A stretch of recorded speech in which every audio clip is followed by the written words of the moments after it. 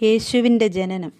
അക്കാലത്ത് ലോകമാസകലമുള്ള ജനങ്ങളുടെ പേര് എഴുതി ചേർക്കപ്പെടണമെന്ന് അഗസ്റ്റസ് സീസറിൽ നിന്ന് കൽപ്പന പുറപ്പെട്ടു. ക്വിരീനിയോസ് സിറിയയിൽ ദേശാധിപതിയായിരിക്കുമ്പോൾ ആദ്യത്തെ ഈ പേരെഴുത്ത് നടന്നു. പേരെഴുതിക്കാനായി ഓരോരുത്തരും താങ്കളുടെ നഗരത്തിലേക്ക് പോയി.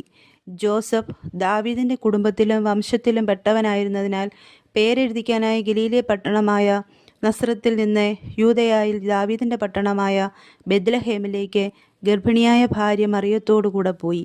അവിടെ ആയിരിക്കുമ്പോൾ അവൾക്ക് പ്രസവ സമയമെടുത്തു. അവൾ തൻ്റെ കടിഞ്ഞൂൽ പുത്രനെ പ്രസവിച്ചു. അവനെ പിള്ളക്കച്ച കൊണ്ട് പൊതിഞ്ഞ് പുൽത്തൊട്ടിയിൽ കിടത്തി. കാരണം സത്രത്തിൽ അവർക്ക് സ്ഥലം ലഭിച്ചില്ല. ആ പ്രദേശത്തെ വയലുകളിൽ ആടുകളെ രാത്രി കാത്തുകൊണ്ടിരുന്ന ഇടയന്മാർ ഉണ്ടായിരുന്നു. കർത്താവിൻ്റെ ദൂതൻ അവരുടെ അടുത്തെത്തി കർത്താവിൻ്റെ മഹത്വം അവരുടെ മേൽ പ്രകാശിച്ചു. അവർ വളരെ ഭയപ്പെട്ടു.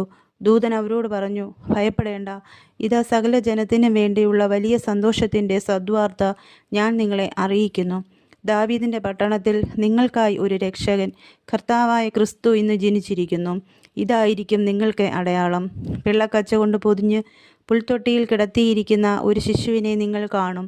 പെട്ടെന്ന് സ്വർഗീയ സൈന്യത്തിൻ്റെ ഒരു വ്യൂഹം ആ ദൂതനോടുകൂടെ പ്രത്യക്ഷപ്പെട്ട് ദൈവത്തെ സ്തുതിച്ചുകൊണ്ട് പറഞ്ഞു, അത്യുന്നതങ്ങളിൽ ദൈവത്തിന് മഹത്വം, ഭൂമിയിൽ ദൈവകൃപ ലഭിച്ചവർക്ക് സമാധാനം. എല്ലാ പ്രിയപ്പെട്ടവർക്കും ക്രിസ്മസ് ആശംസകൾ.